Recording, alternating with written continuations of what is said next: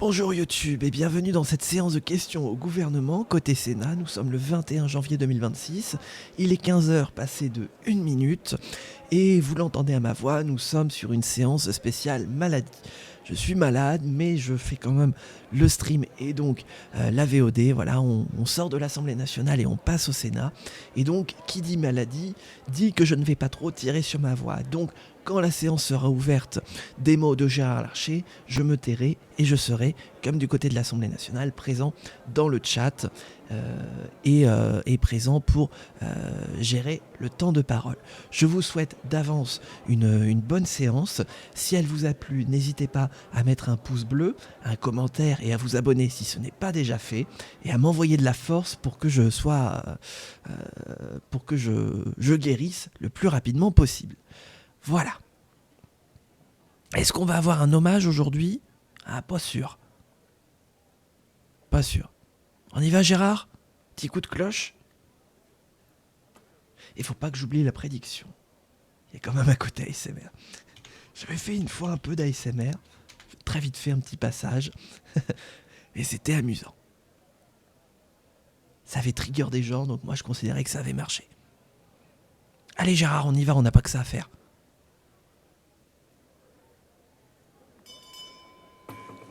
La séance est ouverte. Monsieur le Premier ministre, Mesdames et Messieurs les ministres, mes chers collègues, je voudrais d'abord saluer la présence dans nos tribunes de Madame Velma Falaeo, présidente du Congrès de la Nouvelle-Calédonie. La présidente Falaeo. Merci Guillaume. Les logos infogrammes, trop bien. Ah bah c'est ça d'être indépendant, hein, Pastèque. La présidente Falaeo a participé ces derniers jours au cycle de discussion sur la clarification et la mise en œuvre de l'accord du 12 juillet 2025 qui a abouti à la signature lundi soir d'un accord complémentaire à l'accord de Bougival. Accord qui a également permis de conforter l'accompagnement de l'État à la Nouvelle-Calédonie qui connaît, comme chacun sait dans cet hémicycle, une situation économique et sociale particulièrement préoccupante. Je lui souhaite donc la bienvenue. Notre ordre du jour appelle les questions d'actualité au gouvernement. Je vous rappelle que la séance est retransmise en direct sur Public Sénat et sur notre site internet. Et sur la chaîne Twitch de Saslil, abonnez-vous. Respecter les valeurs importantes.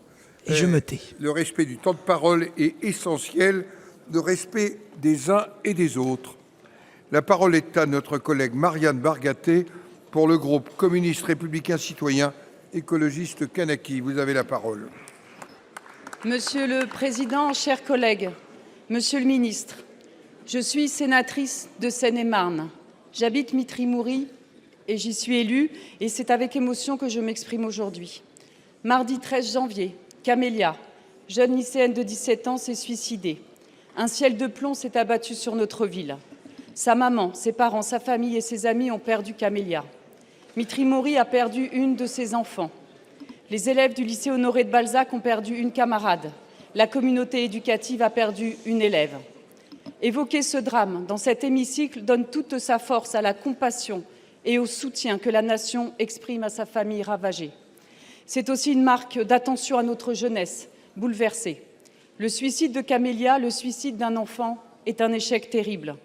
Il n'est pas ici question d'établir les responsabilités ni de caractériser la nature du harcèlement scolaire. La justice doit faire son travail. Je sais que vous avez diligenté une mission d'inspection, ainsi que le procureur qui s'est saisi de 2 enquêtes pour faire la lumière sur cette tragédie. Les enquêtes doivent suivre leur cours, mais ce sont les autorités habilitées qui mènent ces enquêtes. Ce ne sont pas les journalistes, ni les responsables politiques, ni je ne sais quel relais d'opinion dont les réseaux sociaux sont friands. La colère et l'exigence de justice de la famille sont légitimes. La haine en ligne, elle, est inacceptable. Jeudi et vendredi dernier, des rassemblements se sont tenus devant le lycée. Lycéens, proches de Camélia, parents d'élèves, professeurs, agents du lycée, élus étaient présents dans la dignité. Ces moments douloureux réclament les actes élémentaires que nous inspire notre humanité. Partager le deuil, réconforter, écouter. Dans les bras de l'émotion partagée, les 300 lycéens rassemblés pour Camélia ont dit « Écoutez-nous ». Monsieur le ministre, seront-ils entendus? Monsieur le ministre, notre jeunesse sera-t-elle protégée? Monsieur le ministre de l'Éducation nationale, Édouard Geoffrey, vous avez la parole. Merci, Monsieur le Président, Mesdames et Messieurs les sénateurs, Madame la sénatrice. Merci pour vos mots, si justes, et leur pondération sur un drame absolu. Il n'y a aucun mot, en fait, qui permet de rendre compte et de la douleur de la famille et de la souffrance d'une fille qui a mis fin à ses jours et du choc pour la communauté éducative autour d'une vie brisée, d'une famille brisée et de proches dont la vie est probablement aussi définitivement meurtrie. Vous l'avez dit, dès que j'ai appris les faits, et je vais me permettre de redonner la chronologie des réactions. Dans un premier temps, il y a une cellule psychologique qui a été mise en place immédiatement pour les évaluer personnels. Dès le jeudi matin, le procureur de la République a ouvert 2 enquêtes judiciaires. J'ai moi-même le même jour ordonné personnellement une enquête administrative qui est menée par l'inspection générale de l'éducation nationale, jeudi donc. Vendredi, 3 inspecteurs généraux ont donc été désignés, ils ont commencé leurs travaux. Ils devront me rendre leurs conclusions dans les plus brefs délais. Et ce n'est qu'à l'issue de ces conclusions, et pas avant, que je prendrai toutes les mesures qui s'imposent, en fonction des dysfonctionnements éventuels qui auront été révélés, qu'ils soient collectifs ou individuels. Au-delà, et c'est ce que vous avez eu, et je vous en remercie encore, l'attention de dire, ce que tout cela montre, c'est que aujourd'hui encore, le harcèlement ou les faits, quelle que soit leur qualification, tuent encore dans notre école. Et que malheureusement, chaque année, nous avons des drames à l'issue desquels nos jeunes mettent fin à leur jour. Ce n'est pas acceptable. Vous savez qu'on a toute une politique en la matière de détection, de repérage, de prévention. Nous essayons d'avoir une réponse aussi avec le 30-18. Nous avons un certain nombre de numéros académiques nationaux. Ce que je peux vous garantir, c'est que ce combat, nous allons le poursuivre, pas seulement en mémoire de Camélia, mais pour éviter d'autres drames du même ordre, avec une détermination, une fermeté sur laquelle vous pouvez absolument compter. Je vous remercie.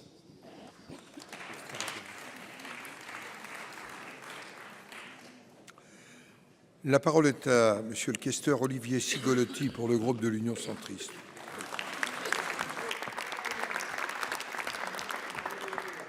Merci, Monsieur le Président. Monsieur le Premier ministre, Mesdames et Messieurs les ministres, mes chers collègues, ma question s'adresse à Madame la ministre des Armées. Combien de temps allons-nous encore être dans le déni? Combien de temps allons-nous refuser de voir que l'ordre international issu de la Seconde Guerre mondiale a fait long feu? L'affaire du Groenland devrait pourtant nous ouvrir les yeux. Depuis son retour à la Maison-Blanche, le président Trump n'a cessé d'avertir les Européens qui ne peuvent plus compter sur les États-Unis pour assurer leur défense. Aujourd'hui, l'inimaginable est en train de se produire. Notre principal allié d'hier menace désormais l'intégrité territoriale d'un autre pays membre de l'OTAN. Cette réalité, il faut la regarder en face et en tirer la seule conclusion qui s'impose: l'Europe doit prendre en main son destin militaire. C'est la seule solution pour pouvoir résister demain aux prédations venues de l'Est comme de l'Ouest. Le 11 janvier dernier, le commissaire européen à la Défense a plaidé pour la constitution d'un contingent de 100 000 soldats européens capables de remplacer à terme, si besoin, les 100 000 Américains stationnés en Europe que Donald Trump menace de redéployer ailleurs dans le monde. Il a aussi proposé la création d'un Conseil de sécurité européen regroupant les grandes puissances du continent. Madame la ministre, ma question est double. L'OTAN n'est-elle pas dès aujourd'hui menacée d'implosion et la France va-t-elle appuyer la proposition de constitution d'une armée européenne? Pour vous répondre, la parole est à la ministre déléguée auprès de la ministre des Armées, Madame Alice Ruffaut. Monsieur le Président, Mesdames et Messieurs les sénateurs, Monsieur le Sénateur, vous avez parfaitement raison. Nous avons d'ailleurs les yeux grands ouverts et personne n'est dans le déni. On vit une période d'effondrement de l'ordre international tel qu'on l'avait connu depuis 1945 et en même temps évidemment une des crises de la relation transatlantique les plus graves qu'on ait eu à connaître. Bon, là-dessus, je pense qu'il n'y a aucun déni de notre part. On est très clair sur notre volonté et notre détermination à défendre évidemment de la souveraineté des États, que ce soit en Ukraine ou sur un territoire de l'Union européenne et de l'OTAN, donc en l'espèce le Danemark et le Groenland. Et nous appelons à une réaction très claire de l'Europe l'Europe qui d'ailleurs est largement soutenue par nos partenaires. La défense de l'Europe doit être effectivement très renforcée. Ça doit passer par le pilier européen de l'OTAN parce que c'est là que la plupart de nos partenaires aussi ont investi. La coalition des volontaires, c'est ça. C'est l'embryon du pilier européen de l'OTAN et ça a été beaucoup fait sous leadership français et britannique. L'exercice auquel nous participons à la demande des Danois, c'est aussi ça. C'est les Européens qui prennent leurs responsabilités dans le cadre de l'OTAN.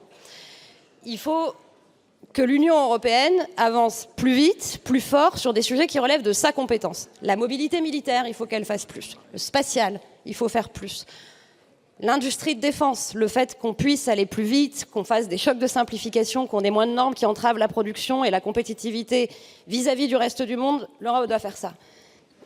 Mais la définition d'un modèle d'armée, la définition d'une posture militaire, elle relève des États membres. Donc non, je ne pense pas que la solution prônée par le commissaire en l'espèce sera soutenue par la France. Ce n'est pas vraiment le sujet. D'abord, il faut faire chacun ce qu'on a à faire, et plus tard, on sera un peu plus ambitieux si on peut et si les temps sont plus calmes. Je vous remercie. Monsieur le questeur. Merci, Madame la Ministre. Pour être respecté, il faut être craint, et pour être craint, il faut être fort. Pour mémoire, c'est la France qui avait fait échouer la Communauté européenne de défense en 1954. Alors, allons-nous enfin tenter de corriger ce péché originel? Aujourd'hui, notre survie même dépend de notre capacité à faire émerger une vraie souveraineté européenne. Si nous savons y réagir, la crise groenlandaise pourrait être la chance de l'Europe. Merci. La parole est à notre collègue Daniel Salmon pour le groupe Écologie, Solidarité et Territoires. Merci, Monsieur le Président. Tout d'abord, je tiens à ce que l'on se félicite du vote du Parlement européen qui saisit ainsi la Cour de justice concernant le Mercosur. Et je salue la mobilisation du Sénat et de ce Parlement qui, et je pense que c'est très partagé sur ces bancs. Monsieur le Ministre, ma question s'adresse à vous, mais également au Premier ministre. 4 ans de concertation démocratique et décentralisée associant collectivités, agriculteurs, associations, services de l'État et citoyens. 4 ans pour bâtir un schéma d'aménagement et de gestion des eaux du bassin de la Vilaine. Un schéma ambitieux, juridiquement solide et partagé.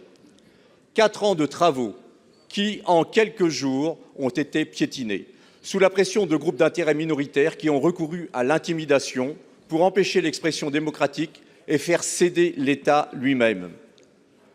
Ce n'est pas un incident local, c'est un précédent politique grave, surtout quand on connaît la suite. Une suspension dans ces conditions, Monsieur le Premier ministre, ce n'est pas apaiser, c'est céder.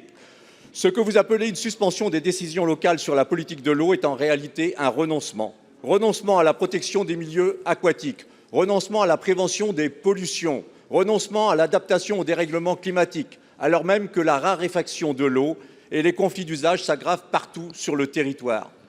Vous avez donc choisi de désavouer les instances légales, de court-circuiter les territoires et de renoncer aux objectifs environnementaux pourtant inscrits dans la loi.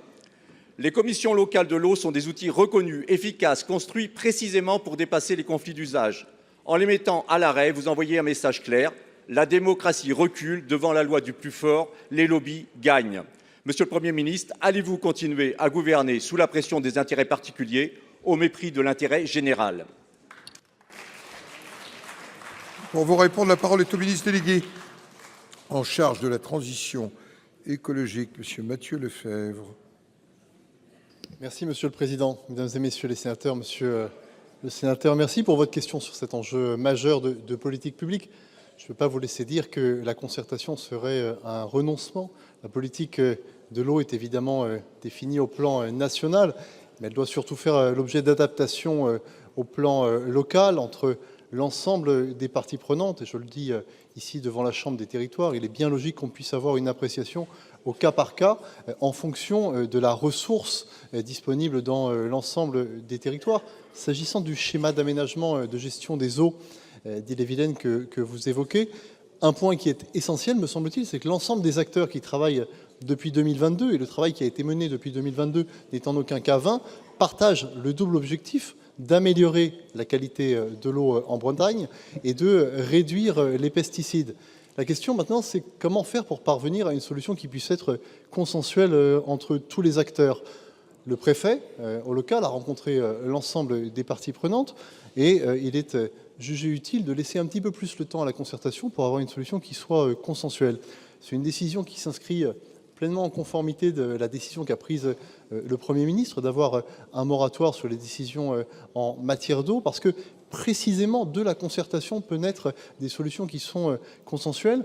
Mais encore une fois, je ne crois pas qu'en agitant une forme de conflictualité entre les acteurs, on aboutisse à une meilleure politique publique au niveau local. Ces politiques publiques au niveau local sont de meilleure facture si elles sont différenciées, si on fait preuve d'un peu de souplesse et si on regarde les choses peut-être différemment d'un schéma d'aménagement de gestion des eaux d'un département à un autre. Encore une fois, le temps pour poursuivre la concertation est, me semble-t-il, un temps indispensable et nécessaire. Je vous remercie.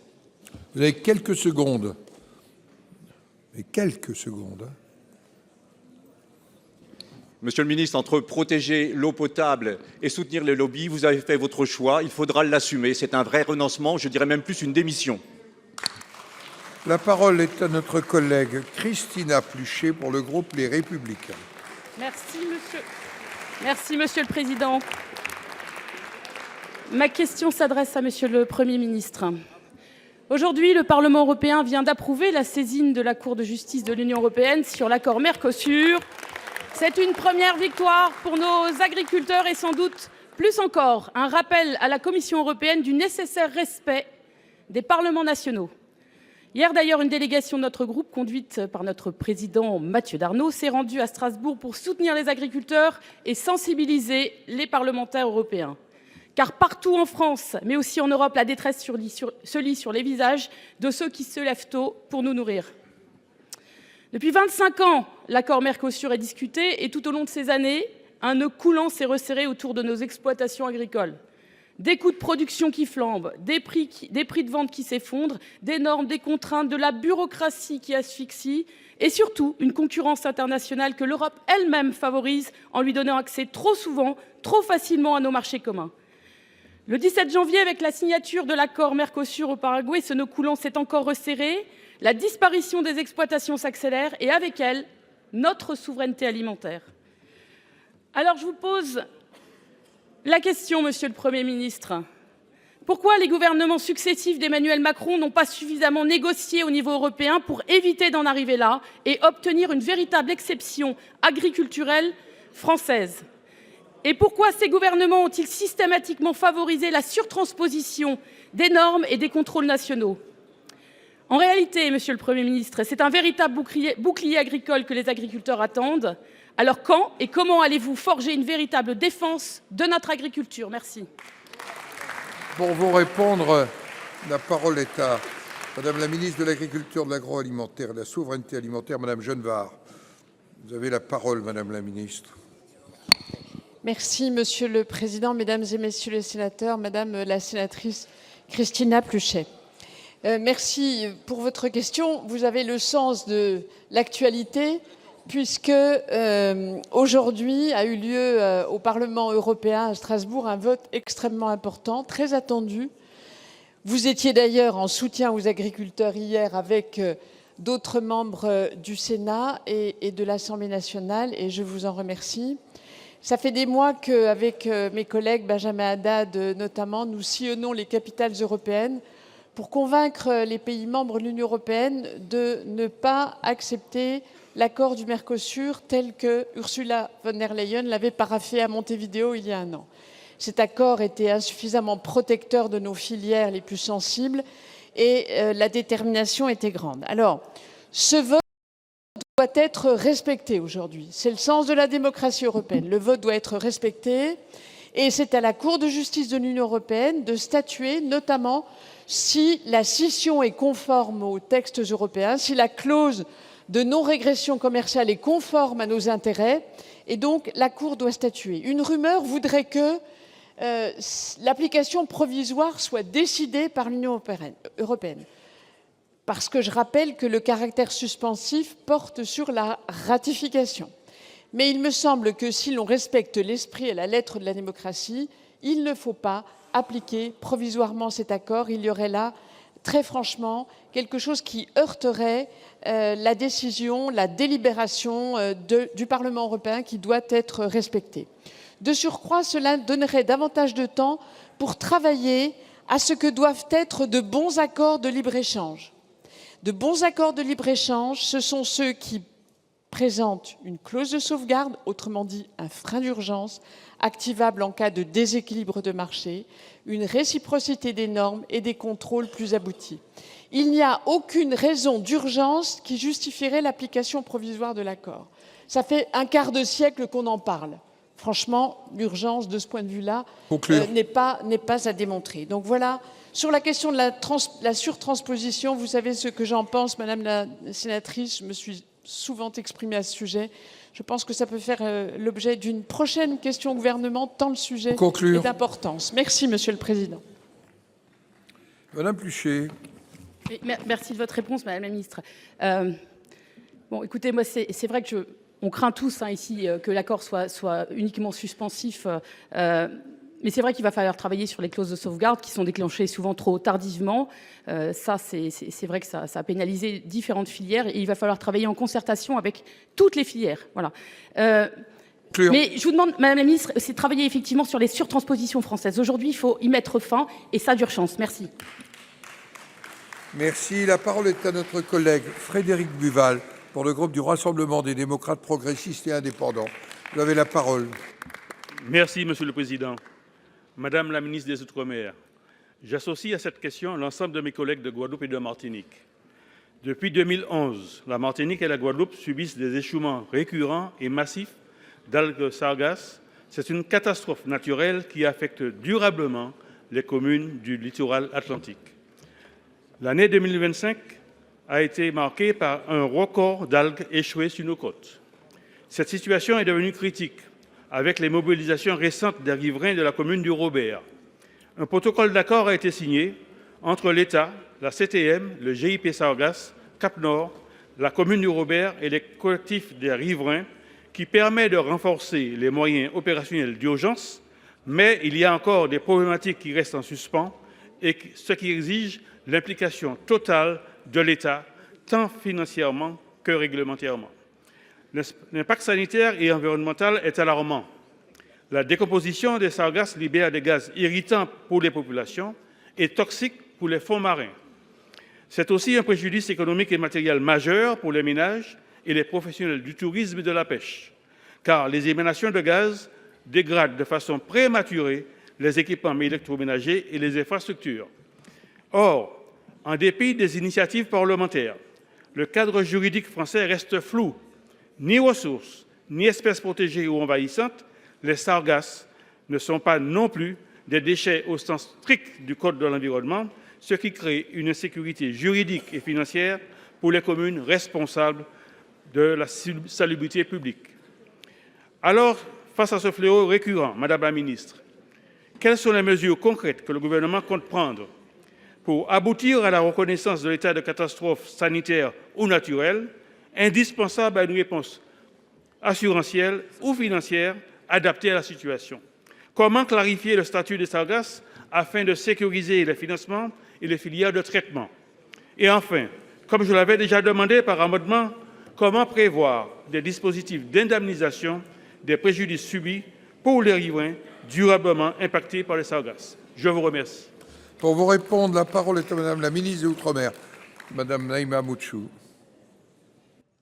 Merci, Monsieur le Président, Mesdames, Messieurs les sénateurs. Monsieur le sénateur Buval, vous l'avez très bien dit, chaque échouement de sargasses est un problème environnemental majeur, mais c'est aussi une rupture dans la vie du quotidien. C'est une menace sur l'économie, sur le tourisme, sur la santé, sur le moral des familles aussi qui vivent, on le sait, au rythme de ces algues. Il faut que nous changions probablement de paradigme. Je vous dis comme je le pense, Monsieur le sénateur, pour cesser d'être en réaction. Vous le savez, nous sommes en train de construire le plan Sargasses 3.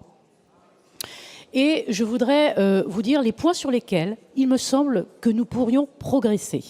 Alors d'abord, je veux dire qu'il faut absolument conforter l'action qui est partagée entre l'État et les collectivités. Ça, c'est un point fondamental. C'est depuis le plan Sargasses premier, avec cette mobilisation qui a bien fonctionné, nous allons la conforter. Il faut agir sur tous les fronts. Et c'est là où, à mon avis, nous avons des marges de progression, à la fois sur la prévention, à la fois sur la collecte en mer, sur le ramassage, ensuite le stockage, et puis sur la valorisation. Je veux ensuite que le volet sanitaire soit un des piliers de ce plan, ce qui permettra notamment de répondre à un certain nombre des questions que vous avez posées. Quatrièmement, je veux qu'une action concertée plus importante sur la question de l'échouement. Donc il faut que nous arrivions à monter en puissance à la fois sur la détection et l'action en mer. Et puis, à mon avis, et je vous le soumets, monsieur le sénateur, un changement de méthode pour que nous puissions, avec les élus locaux, avec les acteurs, penser aussi les réponses. Et donc, je vous propose que nous lancions une concertation dans les prochaines semaines, qui sera pilotée par les préfets, pour que nous puissions aussi avoir cet espace de discussion ensemble. Vous y serez évidemment conviés et que nous préparions aussi la construction de ce plan pour qu'il soit partagé. Je sais que vous avez aussi un certain nombre de solutions. Voilà tout ce qui est sur la table, monsieur le député, monsieur le sénateur, pardon, la question du financement, la question du financement aussi. Je suis pleinement, évidemment, mobilisée pour répondre, comme vous l'avez décrit, à la détresse de nos compatriotes. La parole est à notre collègue Emmanuel Capus pour le groupe des Indépendants, République et Territoires. Merci, Monsieur le Président. Souvenons-nous, mes chers collègues, de cette période où la baisse des impôts, la baisse des charges et la simplification des normes a été une réussite. Souvenons-nous de cette période, celle de 2017-2020, où notre économie s'est doucement réveillée grâce à la politique de l'offre mise en œuvre par le gouvernement de l'époque. Cette politique a permis de faire baisser durablement le chômage et de retrouver la croissance que François Hollande avait perdue. Cette politique a permis de passer notre niveau de déficit sous la barre des 3% en 2018 et en 2019. Ça paraît loin déjà, mais nous l'avons vécu, mes chers collègues. Les sénateurs de mon groupe ont cherché à poursuivre cette politique lors de l'examen du budget 2026.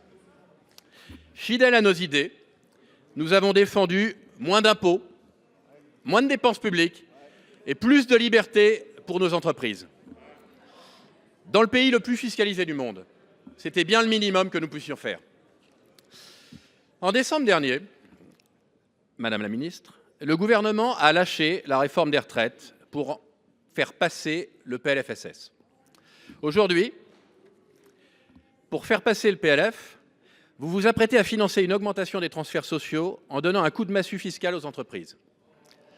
Elles vont être prélevées de plus de 8 milliards d'euros supplémentaires pour financer les nouveaux cadeaux faits à Olivier Faure, comme la hausse de la prime d'activité ou les repas à 1 euro. Dans le contexte international actuel, nous comprenons que la stabilité politique est un prix. Nous pensons en revanche que le prix que vous avez payé est trop élevé. Madame la ministre, ma question est donc très simple. Devons-nous comprendre que la politique de l'offre est terminée et que ce gouvernement a décidé de détricoter ce qui avait été fait d'utile pendant le premier quinquennat? Pour vous répondre, la parole est à la ministre de l'Action et des Comptes publics, Madame de Montchalin. Merci, Monsieur le Président. Monsieur le Sénateur, en 2019, le taux de prélèvement obligatoire de cette année, qui effectivement avait permis d'être sous 3% de déficit, est de 44%. Le budget qui est maintenant soumis au Parlement, après la prise de responsabilité du Premier ministre, est de 43,9%. Il n'y a donc pas de folie fiscale, nous sommes en dessous des taux de prélèvement obligatoire de 2019. Vous avez évoqué les réformes qu'avait menées le Premier ministre Édouard Philippe. Il avait soutenu la prime d'activité parce qu'il avait considéré que c'était un bon outil pour encourager au travail et encourager un travail qui paye plus. Le Premier ministre et le gouvernement considèrent qu'aujourd'hui, nous ne devons pas renoncer à encourager ceux qui travaillent, au contraire. Vous avez évoqué la politique de baisse de l'impôt sur les sociétés qu'avait enclenché le Premier ministre Édouard Philippe. Je peux vous confirmer qu'en 2026, les impôts n'augmenteront ni pour les TPE, ni pour les PME, ni pour les commerçants, qu'ils baisseront même pour les ETI entre 2025 et 2026. Et je vous confirme effectivement, monsieur le sénateur, que nous conservons inchangé le barème d'impôt de surtaxe pour les grandes entreprises de notre pays entre 2025 et 2026. Le chiffre de rendement attendu est de 7,3 milliards d'euros dans les comptes que nous tenons avec mon administration. Alors, monsieur le sénateur, je peux vous confirmer une chose. La dépense publique baissera en 2026. Elle était de 56,8% en 2024, elle passera à 56,6% en 2026, parce que oui, il nous faut baisser la dépense publique, et une telle baisse n'a pas été observée depuis plus de 3 ans. Oui, je peux vous confirmer, monsieur le sénateur, que pour le PLFSS, nous faisons plus d'économies dans ce PLFSS que les 3 derniers qui avaient été pourtant, eux, adoptés au 49.3. Et je peux enfin vous confirmer, monsieur le sénateur, que ce qui a un prix, c'est la rigueur, c'est le sérieux, c'est la transparence, c'est la méthode. En 2025, nous avions dit que nous ferions 5,4% de déficit. Nous avons réalisé ensemble 5,4% de déficit. Et je peux vous confirmer qu'en 2025 et en 2026, nous continuerons avec cette méthode à tenir nos engagements, les engagements pris devant le Parlement et devant la Nation. Je vous remercie. Bien. La parole est maintenant à notre collègue Annick Girardin pour le groupe du Rassemblement démocratique et social européen. Vous avez la parole. Merci, Monsieur le Président. Ma question s'adresse à vous, Monsieur le Premier ministre. Vous qui avez été ministre des Armées et des Outre-mer et qui partagez nécessairement mon inquiétude. Pour rappel à nos concitoyens, Saint-Pierre-et-Miquelon est un territoire français associé à l'Europe. C'est un PTOM situé dans l'Atlantique Nord sur la route de l'Arctique, tout comme le Groenland. Dans le contexte politique de ce bassin, nous avons un président américain qui pense et décrète, seul chef de la zone subarctique et arctique, qui veut instaurer son propre ordre mondial. Que de menaces, que de provocations. Une de ces dernières est une carte plaçant le Canada et le Groenland sous bannière américaine. Sans parler de l'annonce de nouvelles taxes qui préoccupent les Français, c'est affligeant et préoccupant. Chacun s'attend alors à ce que la France agisse et réaffirme avec calme et fermeté sa légitimité. Légitimité donnée par sa position dans cette partie du monde. Or, dans cette séquence, j'ai appris que la France s'apprêterait à renoncer à assumer les éléments de sa souveraineté territoriale en sous-traitant une partie de son espace aérien au-dessus de Saint-Pierre-et-Miquelon au Canada. Un allié, certes, mais enfin, surtout un pays tiers. C'est totalement incompréhensible et ce signal envoyé nous affaiblira. Je m'interroge, que se passe-t-il? À quel moment dans la machine interministérielle avons-nous perdu notre bon sens stratégique? Monsieur le Premier ministre, restons droits dans nos bottes, exerçons notre souveraineté pleine et entière de manière intangible, comme l'ont fait tous les gouvernements passés depuis le général de Gaulle.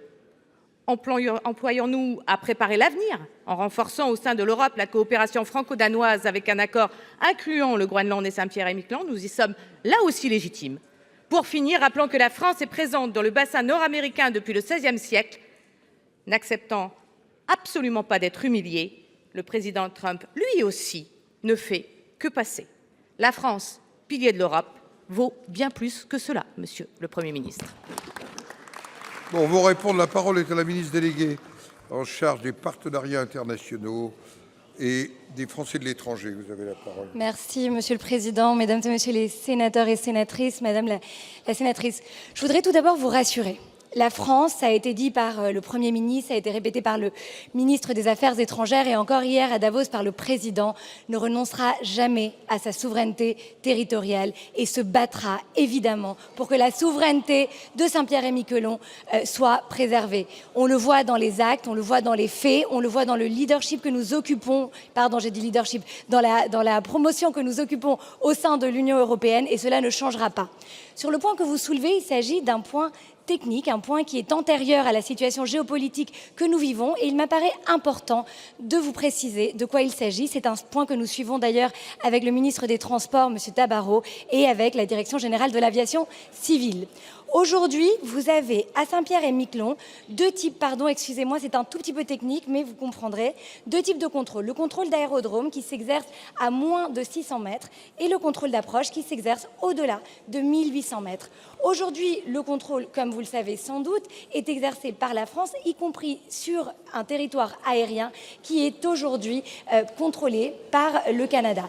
Il s'agit tout simplement de rationaliser, de simplifier, de réduire les coûts sur un territoire. Cela n'est en aucun cas un renoncement à notre souveraineté. Ça existe d'ailleurs dans de nombreuses autres géographies. Ça existe à Andorre, ça existe à Monaco, ça existe en Suisse, à l'aéroport de Genève. Le fait que des pays alliés, amis, se mettent d'accord et fassent de la coopération internationale pour gérer un espace aérien n'est en aucun cas un renoncement à notre souveraineté. Et je pense que c'est important dans le contexte que nous vivons et compte tenu des engagements de la France, Madame la sénatrice, de le rappeler. Merci. Je donne la parole à Madame Conway-Mouret pour le groupe... Non, non, Madame, vous avez dépassé votre temps. Pour le groupe socialiste, écologiste et républicain.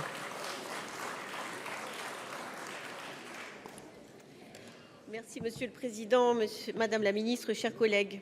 Ce n'est pas la moindre des surprises que l'actualité et une partie sans doute du devenir des relations euro-américaines se jouent à propos d'un territoire dont Buffon, Lacordaire et Michelet ont chacun à leur façon décrit la rudesse et, pour tout le dire, le total déplaisir des marins à aborder le Groenland. Cette côte de fer d'aspect impitoyable où le noir granit escarpé ne garde pas même la neige, cette terre désolée qui nous cache le pôle. Il y a mille façons d'appréhender ce que cette crise nous révèle de nous-mêmes et de nos alliés. Il reste que ce qui se joue au Groenland, c'est tout à la fois la concurrence stratégique sur les minerais critiques et le contrôle d'une militarisation progressive qui affecte directement la sécurité de l'Europe et les équilibres au sein de l'OTAN. La fonte accélérée des glaces, qui a des effets globaux sur les courants et donc les côtes européennes, ouvre en effet de nouvelles routes maritimes et fait ainsi de l'Arctique une région où se reconfigurent les équilibres géopolitiques. À l'heure où la France et l'Europe cherchent à sécuriser des chaînes d'approvisionnement autonomes, cette crise ne doit-elle pas nous offrir, Madame la Ministre, l'occasion de réfléchir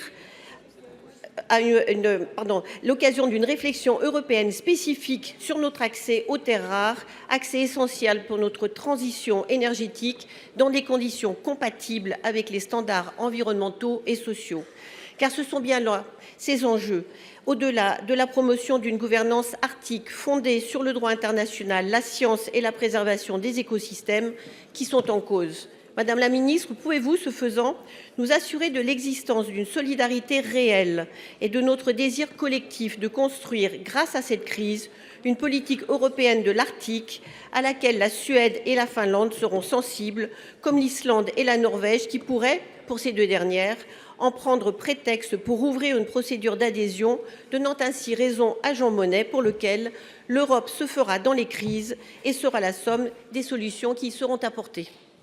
Pour vous répondre, la parole est à la ministre déléguée en charge des partenariats internationaux et des Français de l'étranger, Madame Carrois. Merci, Monsieur le Président. Merci, Madame la sénatrice, d'avoir rappelé les enjeux derrière la crise actuelle autour du Groenland. Vous avez raison. Les enjeux sont stratégiques, la souveraineté est européenne et groenlandaise et danoise et l'engagement de la France est total. Vous avez raison aussi, l'Arctique mérite une réflexion approfondie et c'est la raison pour laquelle, avant même que cela revienne sur nos écrans, sur l'actualité d'aujourd'hui, nous avions pris cette décision d'ouvrir un consulat à Nuuk, qui va ouvrir le 6 février. C'était une décision antérieure à la crise actuelle et c'était une décision qui était justement portée par ces enjeux stratégiques et vous connaissez notre attachement et l'importance de notre réseau diplomatique et consulaire en la matière. Et je connais votre engagement pour les Françaises et les Français de l'étranger. Alors oui, évidemment que cette crise doit nous permettre d'agir en Européens, évidemment que cette crise doit nous permettre d'apporter des réponses concertées. Nous préférerons toujours, nous l'avons dit, le Président de la République l'a rappelé encore hier, nous préférerons toujours le dialogue à la force, nous préférerons toujours le respect au rapport de force, mais évidemment que lorsqu'il s'agit de défendre notre souveraineté, la souveraineté européenne, eh bien nous serons présents, nous serons au rendez-vous, notamment lorsqu'il s'agit de nos approvisionnements critiques. Je vous remercie. Merci. La parole est à notre collègue Ronan Le Gleut pour le groupe Les Républicains. Monsieur le Président, mes chers collègues, ma question s'adresse à Monsieur le ministre de l'Économie et des Finances. Monsieur le ministre, dans le rapport de force qui s'est installé avec l'administration Trump, nos producteurs viticoles, une fois de plus, se retrouvent en première ligne. Et la menace américaine d'une hausse massive des droits de douane suffit déjà en tant que telle à fragiliser nos filières, à geler les investissements, à pénaliser nos territoires. Dans ce nouveau monde tel qu'il se dessine, pourtant, la faiblesse n'apaise rien, elle appelle au contraire l'escalade. Les Européens tergiversent, discutent, temporisent. Néanmoins, hier, le Parlement européen a décidé de suspendre le processus de ratification de l'accord commercial avec les États-Unis. Cette première étape doit être amplifiée par l'action des États membres. L'instrument anti-coercition permet de riposter quand un pays nous menace. Dès lors, la France a une responsabilité. Entraînera-t-elle l'Europe hors de l'hésitation stratégique et vers une posture claire, lisible, dissuasive? Je vous remercie. Pour vous répondre, la parole est au ministre de l'économie, des finances et de la souveraineté, monsieur Roland Lescure. Merci, monsieur le président, mesdames, messieurs les sénateurs. Monsieur le sénateur Ronan Le Gleut, on est sans doute au bord du basculement de l'ordre international, géopolitique, mais aussi économique, tel qu'on l'a connu depuis 80 ans. Des institutions importantes comme l'ONU, l'OTAN, ça a été dit, mais aussi le Fonds monétaire international, le G7, sont des institutions précieuses que nous devons préserver. Et face à ça, on a effectivement aujourd'hui un chef d'État d'un ami de 250 ans qui menace d'utiliser une arme économique, les tarifs. On n'est jamais trop pour les tarifs commerciaux, mais là c'est en plus au service d'une cause géopolitique, d'une attaque géopolitique, qui est en plus destinée à un de nos alliés. Et donc nous devons réagir de manière ferme, vous l'avez dit, en européen et même au-delà. Le Royaume-Uni, la Norvège, le Canada, par la voix de son Premier ministre, ont été très fermes et convergents dans notre volonté de résister ensemble. Avec deux objectifs. Un, quand quelqu'un négocie avec un pistolet sur la table, montrer que nous aussi, nous sommes armés. Et les armes, vous l'avez dit, elles existent. Pas seulement l'instrument anticoercitien, qui en est une, assez puissant, mais d'autres. Le gel de l'accord commercial, vous l'avez dit, ça a été voté par le Parlement européen. Des tarifs que pourrait imposer l'Union européenne aux États-Unis également, ils avaient été mis en place de manière provisoire au juillet et suspendus pendant 6 mois et pourraient être remis en place dès le mois de février. Mais une fois qu'on a posé ça sur la table, nous devons rester engagés. Vous l'avez dit, une fois qu'on est ferme, une fois qu'on a affirmé avec force sa position, l'objectif, ça doit être aussi la désescalade. Qui, si j'en crois l'intervention longue du président Trump actuellement, n'est pas encore à l'ordre du jour à Davos. Mais il faut continuer. Moi, j'ai engagé un dialogue avec mes partenaires du G7 au niveau du ministre des Finances. J'espère pouvoir monter une réunion des ministres des Finances dès la semaine prochaine. Vous le savez, le président de la République a appelé lui aussi à une réunion du G7. Nous devons rester engagés dans un dialogue franc, sincère et parfois difficile avec les États-Unis. Et malheureusement, si l'escalade doit avoir lieu, elle aura lieu. Mais en attendant, faisons tout en sorte pour que, j'allais dire, la pression retombe et qu'on montre avec force que l'intégrité territoriale de l'Europe, elle ne se négocie pas. Monsieur Le Gleut. Monsieur le ministre, la situation que nous évoquons n'est pas conjoncturelle, elle est structurelle. Elle dit quelque chose de profond sur l'évolution des relations internationales et sur la place que l'Europe accepte ou non d'y occuper. La menace brandie par Donald Trump montre une chose simple. Dans le monde actuel, la pression est déjà une action. Face à cela, l'attentisme n'est pas de la sagesse. C'est un message envoyé à ceux qui testent notre résistance. L'Europe ne peut pas être forte dans ses discours et fragile dans ses réponses. On ne dissuade pas avec des intentions, mais avec de la crédibilité. Et défendre nos producteurs, ce n'est pas leur demander de tenir sous la menace, c'est refuser que la menace devienne une méthode. Merci.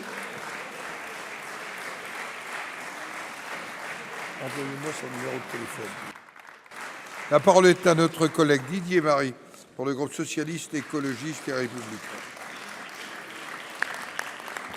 Merci, Monsieur le Président. Madame la Ministre, depuis son retour au pouvoir, M. Trump a engagé méticuleusement la destruction de l'ordre international. Guerre commerciale tous azimuts, action militaire unilatérale et hors de tout cadre, en Iran, au Venezuela, retrait des États-Unis de nombreuses organisations internationales, mépris de l'ONU et aujourd'hui même création d'un Conseil de la paix, hôte de tous les autocrates. En voulant acheter ou envahir le Groenland, M. Trump franchit une nouvelle étape, confirme son hostilité à l'égard de l'Europe et bafoue les principes d'intégrité territoriale, de souveraineté nationale et d'autodétermination, principes constitutifs du droit international et sur lesquels repose le projet européen. Madame la Ministre, ça suffit. M. Trump franchit toutes les lignes rouges et souligne ainsi l'échec de la stratégie d'apaisement prônée par la Commission européenne au prix d'un accord commercial léonin et humiliant. Soit nous cédons une fois de plus et il poursuivra son offensive exigeant le détricotage de nos normes et règlements, en commençant par le numérique. Soit nous résistons en utilisant les outils à notre disposition. Le président de la République a eu des paroles fortes. Mais Madame la ministre, le gel de la ratification de l'accord de Thornbury tiendra-t-il? Activerons-nous le 6 février prochain les contre-mesures déjà votées pour l'Union européenne portant sur 93 milliards d'euros d'importations américaines? Sommes-nous capables de réunir une majorité qualifiée au Conseil pour activer le dispositif anti-coercition? En fait, Madame la ministre, la France a-t-elle encore une voix assez forte pour protéger l'Europe, éviter sa subordination et renforcer et refuser la loi du plus fort? Pour vous répondre, la parole est à la ministre déléguée chargée des partenariats internationaux, Madame Carrois. Merci, Monsieur le Président. Mesdames et Messieurs les sénatrices et sénateurs, Monsieur le sénateur Marie, au fond, vous posez la question des moyens, des leviers d'action que nous avons face à l'attitude des États-Unis d'Amérique, face à cette escalade qui peut sembler inéluctable, mais qui ne l'est pas. Encore une fois, je le répète, nous serons toujours attachés au respect, au dialogue, mais nous ne sommes pas naïfs et nous devons être fiers de nous et nous devons savoir quels sont les moyens, quels sont les leviers que nous avons. Nous sommes un marché de 450 millions de consommateurs.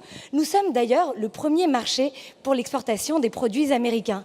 Nous avons aujourd'hui des leviers d'action, des moyens de nous organiser en Européens. Nous l'avons vu face à la réponse par rapport au Groenland, les déclarations qui ont été faites. Vous avez rappelé les paroles fortes du président de la République. Il y a aussi l'exercice Endurance qui se tiendra à Nuuk le mois prochain.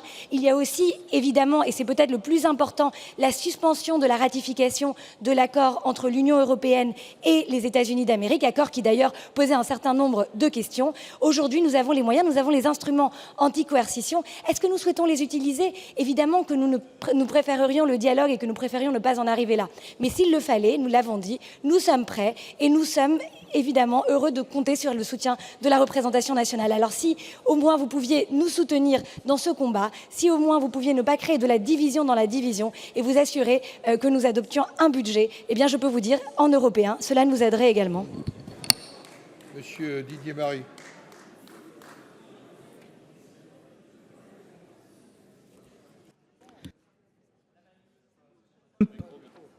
Madame la ministre, M. Trump veut pulvériser les institutions européennes, et ceci avec le concours de l'extrême droite qui gravite dans son orbite pour vassaliser l'Europe et imposer sa loi. Alors faisons mentir cette idée répandue à la Maison-Blanche que l'Europe est un crocodile avec une grande bouche mais de petits bras, et montrons les crocs prêts à mordre pour se faire respecter.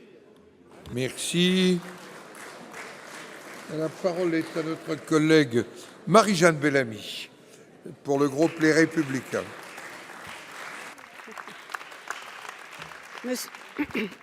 Monsieur le Président, Monsieur le Premier ministre, mes chers collègues, ma question s'adresse à Monsieur le ministre de l'Éducation nationale.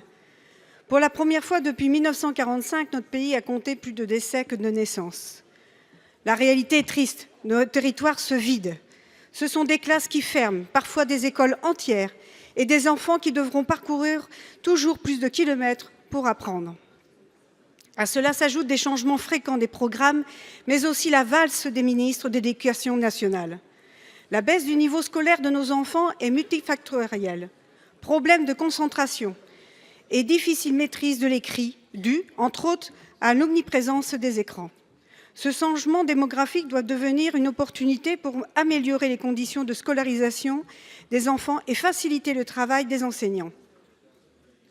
Monsieur le Premier ministre, les enfants ne sont pas des chiffres sur une carte scolaire. L'école ne se résume pas à une addition d'effectifs ou de ratios budgétaires. Acceptons d'avoir des classes à moins d'effectifs. Donnons à nos enfants les moyens de progresser. Cela impose davantage de moyens humains, de reconnaissance et de temps pour accompagner chaque élève. Faisons le choix d'une école plus humaine, plus inclusive, plus ambitieuse. Une école qui tienne compte des réalités d'aujourd'hui et prépare l'avenir.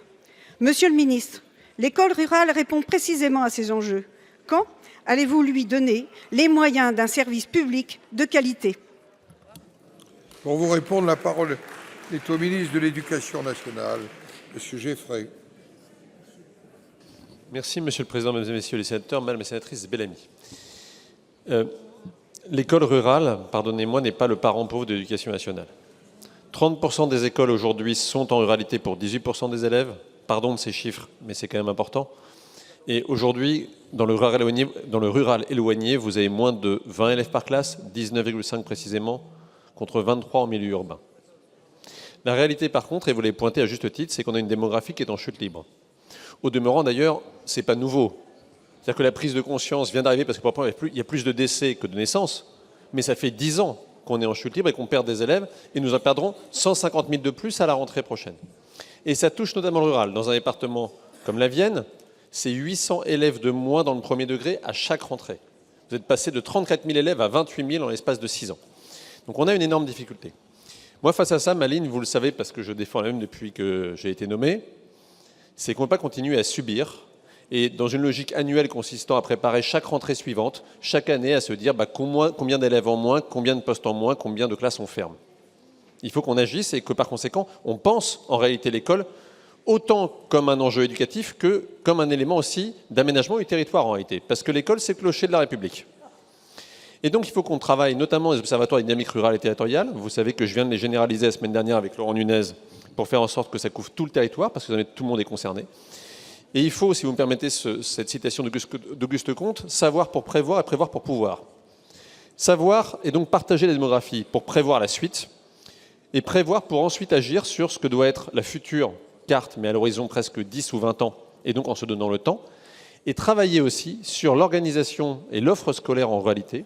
L'offre scolaire en réalité est une offre scolaire qui, si je puis dire, produit des résultats. L'école rurale est une école qui fonctionne bien en termes de résultats, mais qui pose d'autres problèmes, notamment d'orientation et de poursuite d'études, où on sait que là, les résultats sont nettement moins favorables à nos élèves. Donc c'est la ligne qu'elle mène depuis le début, c'est celle que je vais continuer à travailler avec vous. Je vous remercie. Madame Bellamy.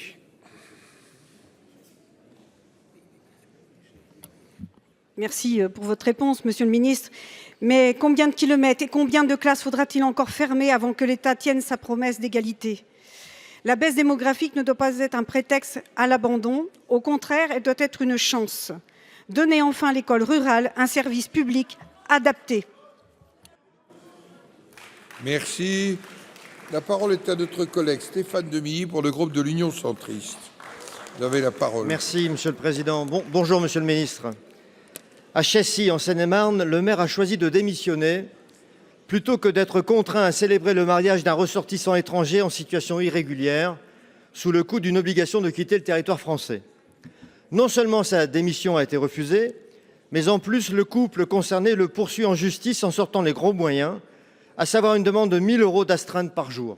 C'est le monde à l'envers. À 53 jours de la fin du mandat, cela fait donc 53 000 €. Payés par qui? Par l'État, non. Par l'individu sous OQTF, non. Mais bel et bien par les contribuables de Chessy. Comment peut-on accepter de telles pressions morales et financières sur nos maires? Car le problème n'existe pas seulement à Chessy. Il s'est posé dans de nombreuses communes de France, vous le savez, et continuera à se poser car le problème, c'est la loi elle-même. Aujourd'hui, un maire qui refuse de célébrer ce type de mariage risque 5 ans de prison, 75 000 € d'amende et l'inéligibilité. Face à cette situation ubuesque, le Sénat a fait son travail. Il y a 1 an, il a très majoritairement adopté ma proposition de loi, une proposition de loi univoque. Pas de mariage si vous n'avez pas le droit d'être là. Une mesure simple, une mesure claire, de bon sens, comme au Danemark, comme en Suisse, comme au Royaume-Uni. Une mesure soutenue par 75 % des Français. Une mesure soutenue par le ministre de l'Intérieur de l'époque, cher Bruno. Une mesure soutenue par vous-même en tant que garde des Sceaux. Une mesure soutenue par l'Association des maires de France et soutenue par le président de la République devant 5 millions de téléspectateurs le 13 mai sur TF1. À la veille des municipales, il est temps d'adresser un message fort à nos maires. Il est temps d'arrêter de faire la courte échelle aux extrêmes en ne bougeant pas sur des sujets aussi concrets que symboliques. Monsieur le ministre, nous avons besoin de vous. Inscrivez-vous bientôt ce texte à l'Assemblée nationale. Merci. Pour vous répondre, la parole est au garde des Sceaux, ministre de la Justice, M. Darmanin. Merci, Monsieur le Président du Sénat. Monsieur le sénateur Demilly, vous savez que je suis favorable à votre texte, d'autant que je l'ai soutenu ici dans l'hémicycle et qu'il a été adopté par votre Assemblée. Cependant, il a été mis à l'ordre du jour de l'Assemblée nationale et il n'y a pas eu de majorité pour le voter, et notamment, si je peux me permettre, des sénateurs qui vous sont proches politiquement. Il faut donc pouvoir remettre à l'ordre du jour de l'Assemblée nationale. Il faut donc remettre à l'ordre du jour de l'Assemblée nationale un texte, en effet, le même que vous avez fait adopter ici, parce que je vous le redis, non seulement le garde des Sceaux que je suis, mais également Monsieur le ministre de l'Intérieur qui s'est exprimé sur une question similaire à l'Assemblée nationale pour la question qui touchait Monsieur le maire de Chécy. Nous sommes favorables à ces dispositions telles qu'elles ont été écrites et qui prévoient les dispositions pour qu'elles soient rendues constitutionnelles. Et donc, j'espère, moi aussi, le plus rapidement possible, que l'Assemblée pourra revoter une nouvelle fois, espérons-le, la veille ou le lendemain des élections municipales que nous allons connaître. Sur le cas du maire de Chécy, monsieur le sénateur, pour que tout le monde soit bien informé, le procureur de la République a reçu depuis mon arrivée à la chancellerie des instructions, tous les procureurs de France, et il a notamment pas fait opposition à la décision du maire. Il y a cependant eu un jugement du siège, un jugement d'un juge indépendant, puisque dans l'année 2025, la personne qui était EQTF n'a pas été expulsée du territoire national par le préfet de Seine-et-Marne, constatant que l'expulsion n'a pas été mise alors que le procureur de la République avait accompagné monsieur le maire de Chécy. Évidemment, le couple en question a demandé à un autre tribunal de pouvoir faire un jugement qui demande en effet les astreintes que vous évoquez. Évidemment, votre loi, si elle était adoptée, réglerait cette difficulté.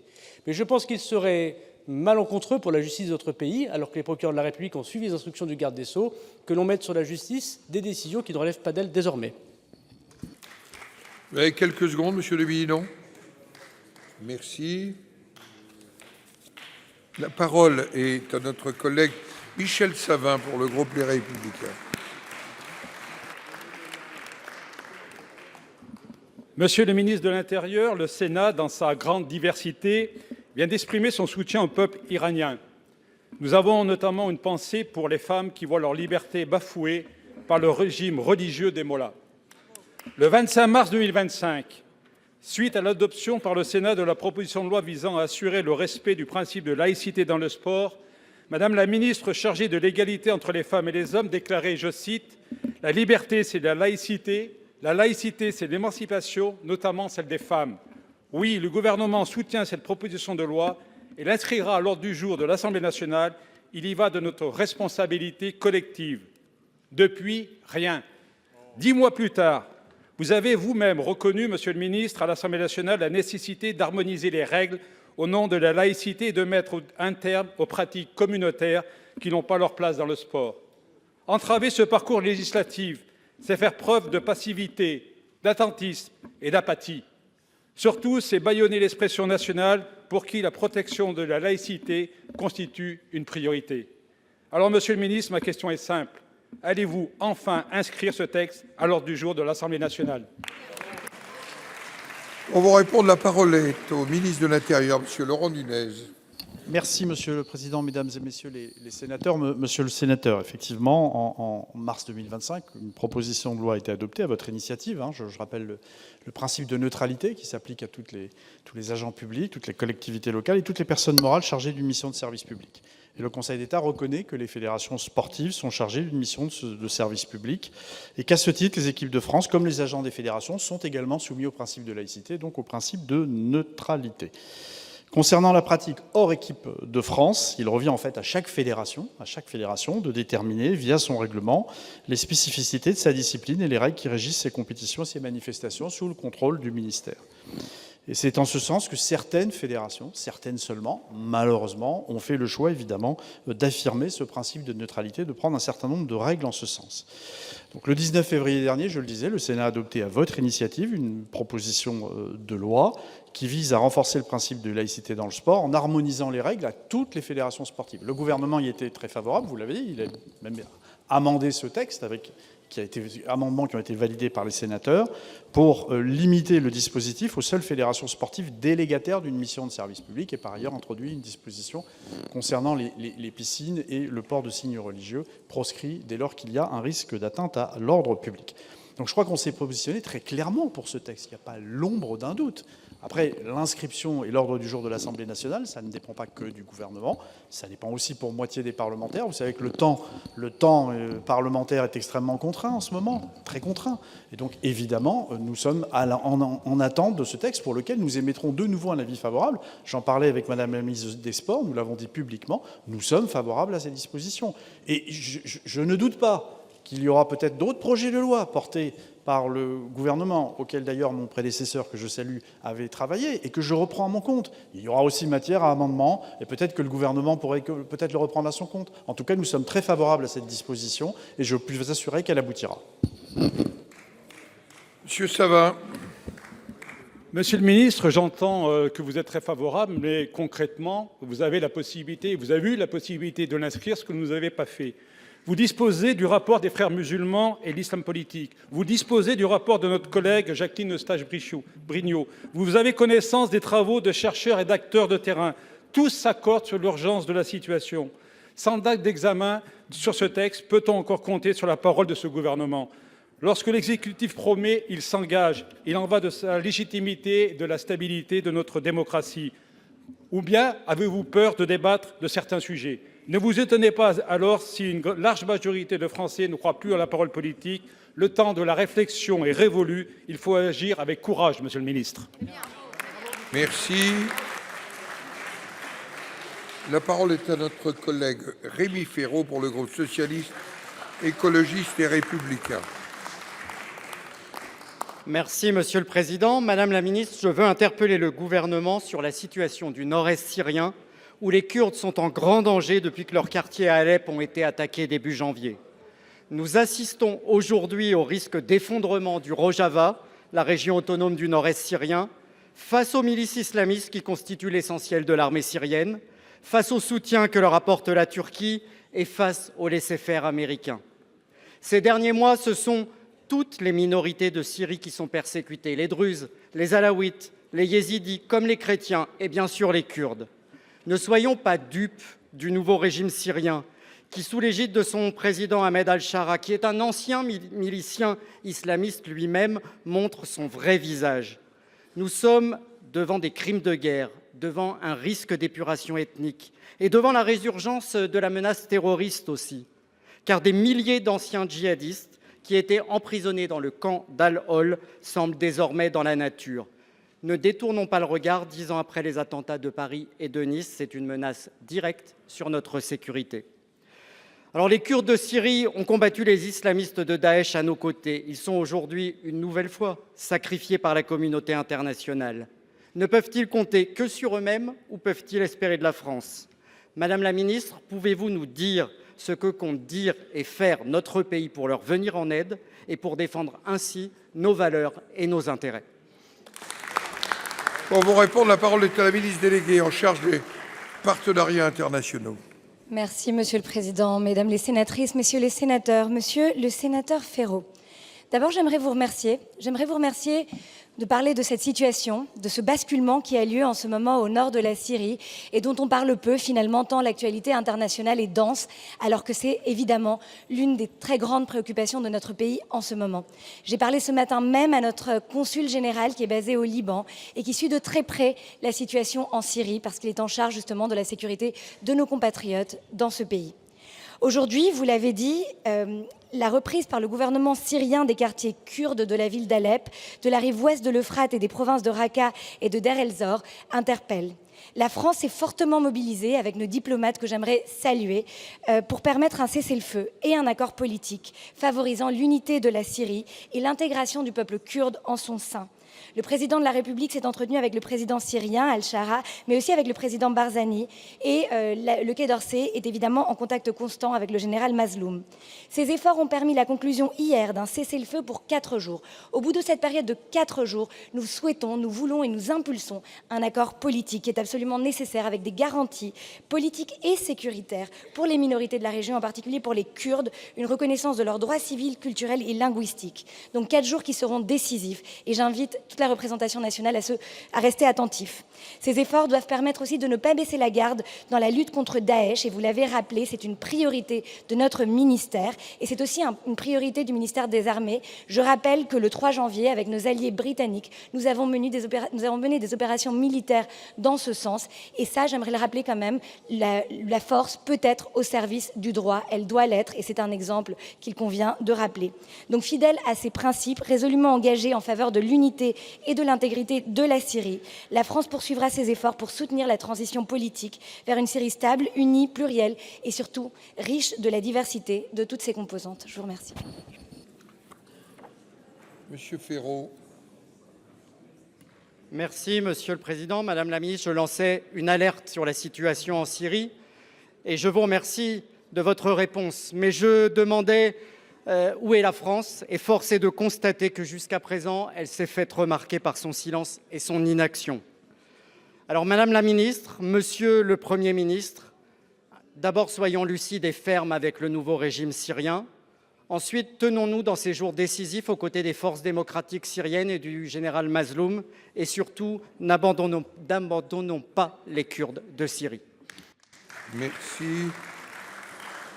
La parole est à notre collègue Christian Klinger pour le groupe Les Républicains.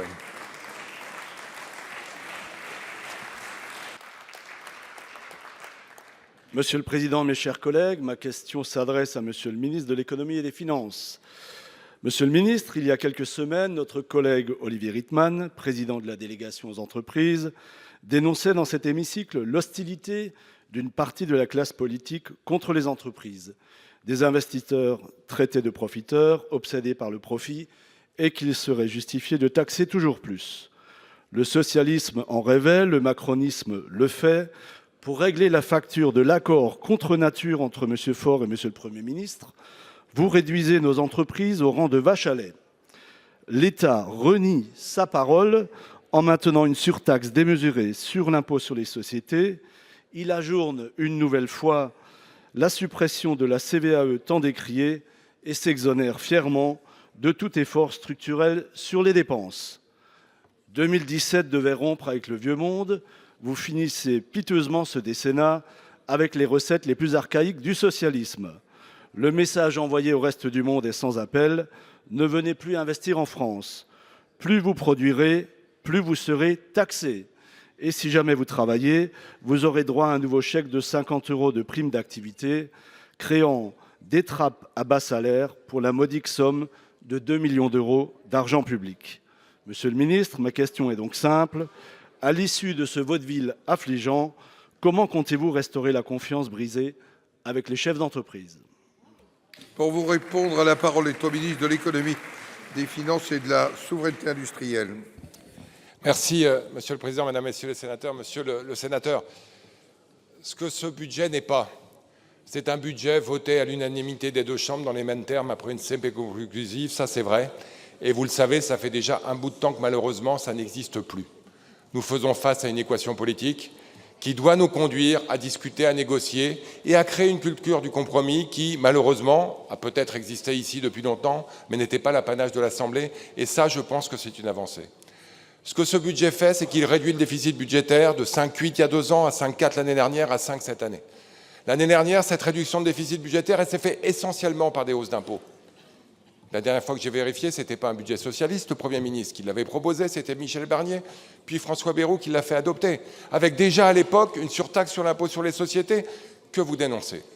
Cette année, la réduction du déficit budgétaire se fera à moitié en hausse de recettes et en baisse de dépenses. Elle va préserver le pouvoir d'achat des salariés. Elle va éviter une dénaturation du pacte Dutreil. Je pense que vous pouvez vous en féliciter.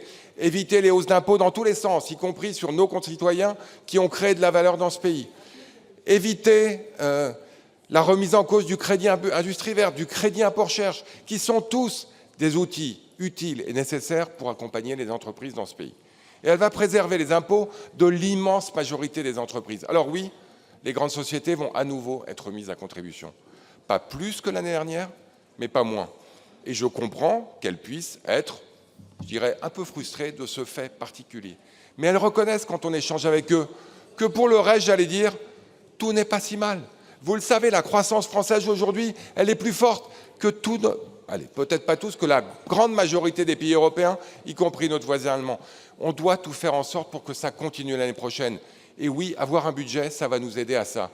Alors moi, je suis impatient de pouvoir reprendre les baisses d'impôts en France. Il faudra qu'on ait des débats importants sur la manière dont on fait évoluer le modèle social.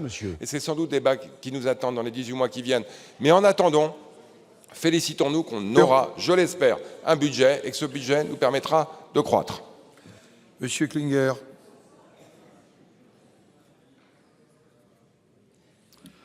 Monsieur le ministre, l'impératif de stabilité a bon dos. Le Sénat vous a fait des propositions d'économie sur les dépenses de l'État et vous les avez balayées. Le Sénat vous a alerté sur la situation critique de nos entreprises. Vous choisissez le matraquage fiscal.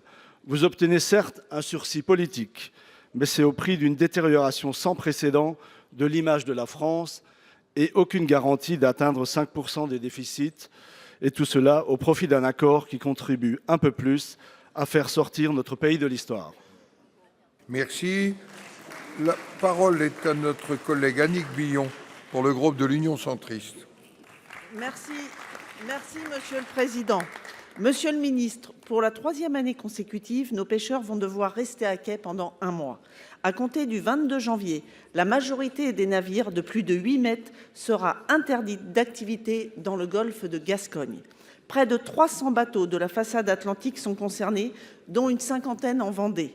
Ce sont plusieurs milliers de tonnes de poissons à forte valeur ajoutée qui ne seront pas débarqués dans nos criées. Pendant ce temps, nos pêcheurs regarderont le poisson arriver de l'étranger. Cette fermeture représente une perte d'environ 35 millions d'euros pour l'ensemble de la filière. À force d'interdiction, celles et ceux qui vivent de la mer sont durablement fragilisés. Même si aucune nouvelle fermeture spatio-temporelle n'est annoncée, des associations réclament déjà une fermeture de 4 mois à partir de 2027, y compris pour les navires de moins de 8 mètres. Elles exigent également une indemnisation rapide des pêcheurs contraints de rester à quai. C'est forcément irresponsable, nos pêcheurs comme nos agriculteurs refusent de devenir des assistés permanents. Ils demandent simplement de la visibilité pour exercer leur métier, pour vivre de leur métier. Ces fermetures ne sont pas une solution de long terme. Les professionnels ont massivement investi dans des dispositifs d'effarouchement. Ils doivent continuer à être testés, évalués, comparés. Pour cela, les bateaux doivent forcément prendre la mer. En avril dernier, le Sénat a formulé des solutions réglementaires, techniques, scientifiques pour préparer la réouverture de cette pêche. Monsieur le ministre, vous opposez-vous clairement à de nouvelles fermetures en 2027 ? Et au-delà des déclarations, comment comptez-vous défendre concrètement cette filière qui a le mal de terre ?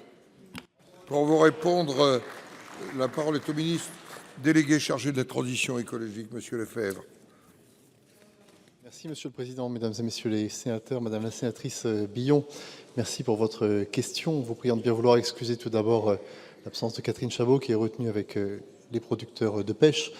Demain, pour 30 jours, en effet, le golfe sera fermé suite à une décision du Conseil d'État. Et évidemment, cette décision a des conséquences sur l'activité économique des pêcheurs et des mareyeurs que je voudrais évidemment saluer et leur dire à combien l'État est à leur côté. D'abord, au travers de la reconduction du dispositif d'indemnisation et deuxièmement, la création d'un fonds de 21 millions d'euros pour les accompagner dans cette période.